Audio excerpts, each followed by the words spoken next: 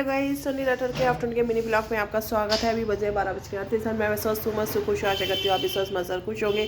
जैसे कि ये टाइम होता है हमारे लेडीज़ का, जो घर में होती हैं, खाना तैयार करने का, दोपहर का लंच तैयार करने का। लेकिन जब तक ब्रेकफास्ट ही नहीं होगा, लंच की तैयारी कैसे की जाएगी। सबसे बड़ी समस्या पहले यही होती है कि लंच में क्या बनाया जाए, क्या शाम को बनाया जाए। डिनर में सबसे बड़ी समस्या यही बनी है, क्योंकि कोई कुछ नहीं खाता, कोई कुछ नहीं खाता।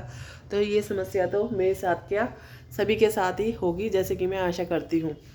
तो बस यही है। अभी हस्बैंड आए थे 12:38 से पहले, जैसे मैंने ब्लॉग स्टार्ट किया, उनके जाने के बाद ही जल्दी से ब्लॉग स्टार्ट किया। वो नाश्ता करके गए, 12:15 के टाइम आए, 15 मिनट में उनका ब्रेकफास्ट तैयार करके दिया। क्योंकि ऐसा नहीं होता कि पहले से बना के रखा जाए, कई बार ऐसा होता है कि पहले से बना के उसी टाइम घी लगा दिया जाता है, लेकिन ऐसा नहीं। जब घर में मैं रहती हूँ तो फिर ऐसा फ़ायदा ही क्या कि जो मैं पहले से बना के रहूँ और आए और वो करके। मेरा तो यही होता है कि कहते हैं कि इवन लंच में भी ऐसा होता है कि जैसे वो आए और तभी के तभी रोटी सेक के दूँ। लेकिन कहता है कि बस 10-5 मिनट का ही अंतर होता है मेरा रोटी बना के रखने में। क्योंकि वो इसलिए नहीं करती, क्योंकि ऐसा लगता है कि कहते हैं कि कभी कभी उनकी किसी पार्टी का भी फ़ोन आ जाता है तो फिर एकदम से जाना पड़ जाता है। फिर अगर रोटी तैयार नहीं होगी तो फिर वो बोलना शुरू कर देंगे। तो इसी करके मतलब इतना आइडिया रहता है कि इतने टाइम के आसपास, 3 बजे का टाइम है लंच का, 2:30 से 3 बजे का, तो इस बीच में वो कब कब आ सकते हैं।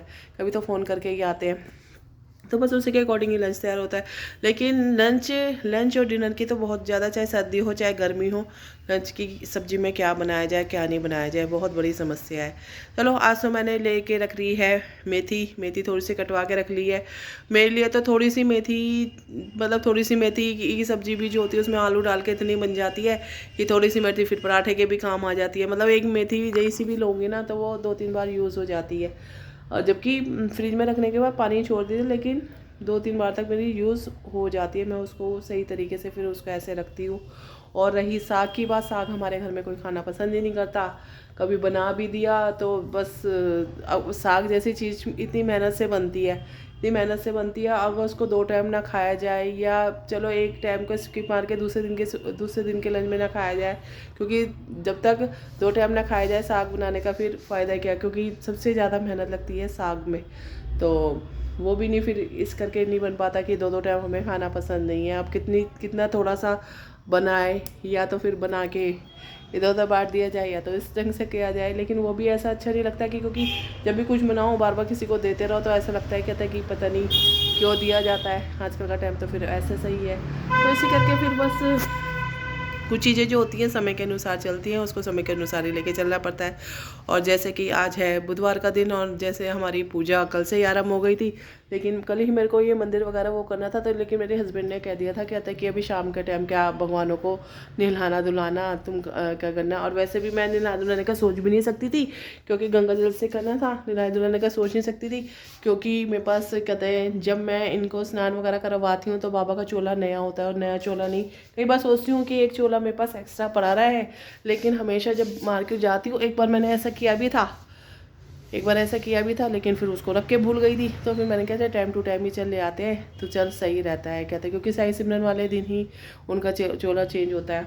तो कल तो वैसे भी साई सिमरन है, तो शाम को ही फिर मैं कहते हैं पूजा करने से पहले मैं शाम को ही तैयारी करूँगी मंदिर की सफाई, मंदिर को सही तरीके से सारे देवी देवताओं को सभी से जैसे करती हूँ, कहते हैं गंगा जल के से स्नान। कल बस मैंने वैसे ही ऊपर अच्छी सी छींटे मार दी थी। जब मैं छींटे भी मार रही थी ना तो हस्बैंड कह रहे कि ये क्या इतनी ठंड में तुम इतनी छींटे मार रही हो, इतना वो कर रही हो। मैंने कहा नहीं, कहता कि पूजा पाठ करना होता है, क्योंकि अगर हवन हो गया है तो आज से ही पूजा करनी शुरू हो जाती है। जबकि कुछ लोग ने मेरे को बोला कि इतने दिन नहीं होता है, लेकिन फिर क्या करें, जब एक फैमिली में रहते हैं तो फिर सारी बातों का ध्यान रख के चलना पड़ता है। तो फिर मैंने कहा चले अब तो हो गया कि कोई कहता है कि 13 दिन तक करते हैं, कोई कहता है कुछ इतने दिन का होता है। मैंने कहा अब तो जब अब तो वो वाली बात हो गई ना, आगे ना पीछे। मतलब जब सारा ही दिन 18-19 दिन निकल चुके हैं तो फिर उसके बाद क्या 1-2 दिन का देखना। तो बंदा यही सोचता है कि उसी टाइम टू टाइम पे ही की जाए। तो कल से मैंने पूजा आरम्भ कर दी थी।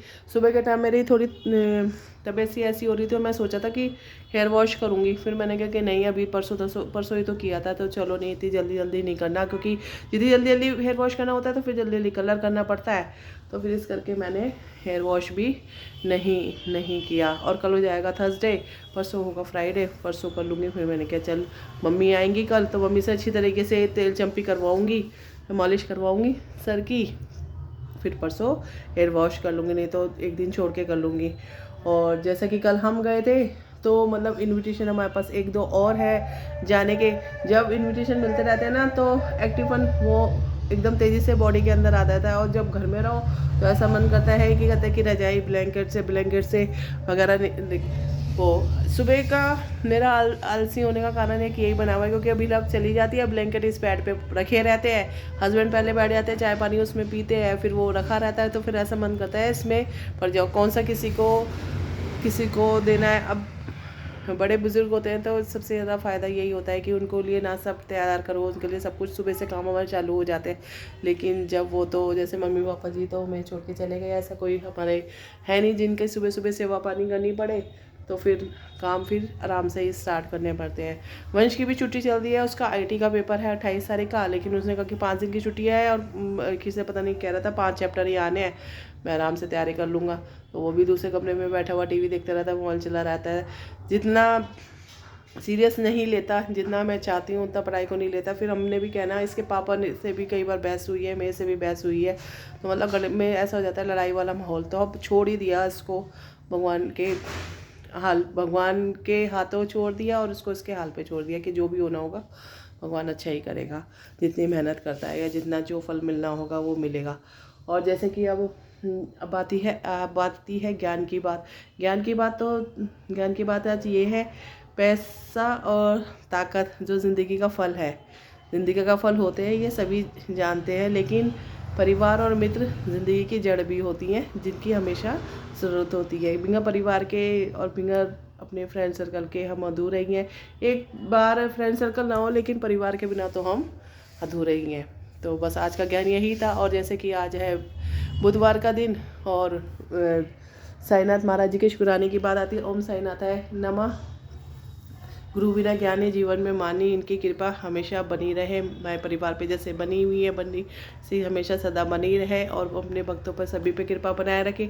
और जैसे कि बुधवार के दिन आज गणपति शिव गौरी पुत्र गणपति जी का दिन है। ओम गण गणपते नमः, सब पर अपनी कृपा बनाए रखे।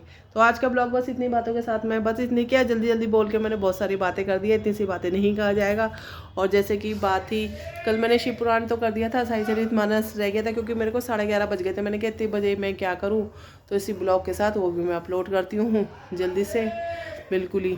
एक तो आलस इतना आ रहा है ना, बहुत ज़्यादा आलस आ रहा है, मन कर रहा है कि लेटे रहो, नींद भी नहीं आ रही, लेकिन बस मन करता है बस लेटे रहो। तो चलो, आज का अपनी बातों के साथ मेरी बात यहीं पे ख़त्म होती है। इसी के साथ ब्लॉग ख़त्म करती हूँ। Have a nice day, tata bye bye.